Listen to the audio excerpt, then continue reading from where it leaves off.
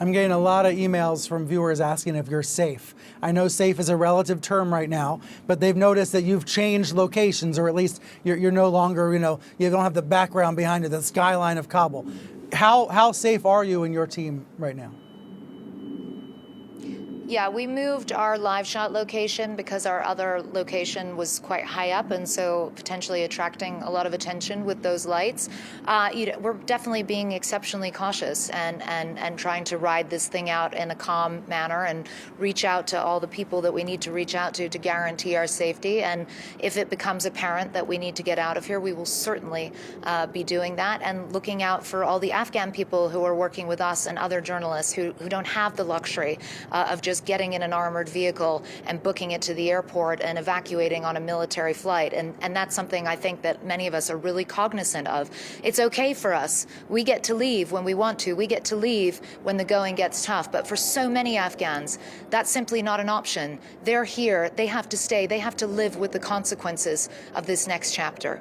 The Committee to Protect Journalists, for example, said an entire generation of reporters will be lost if there's not a more of an aggressive effort to evacuate them from the country.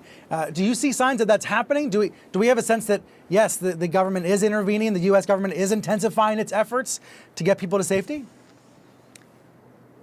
So I think the U.S. government is intensifying its efforts to get anyone out of the country who has worked with the U.S. military, who has worked with the U.S. embassy, who might be in the process of getting their civ, this basically like a pass that allows them to go to the U.S., but maybe they haven't finished the paperwork. They're trying desperately to expedite that. They're trying to get out Afghans who don't have U.S. green cards or passports, but who have been working at the embassy.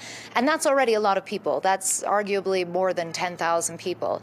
Then perhaps you might be looking at the next wave of, journalists who were trained by U.S. NGOs or who have close relationships with, the U.S. Embassy or various different organizations on the ground. But for now, there is such a desperate rush to evacuate the immediate personnel from that embassy that I don't think anyone yet has really given a lot of thought to what the next phase of evacuations might be.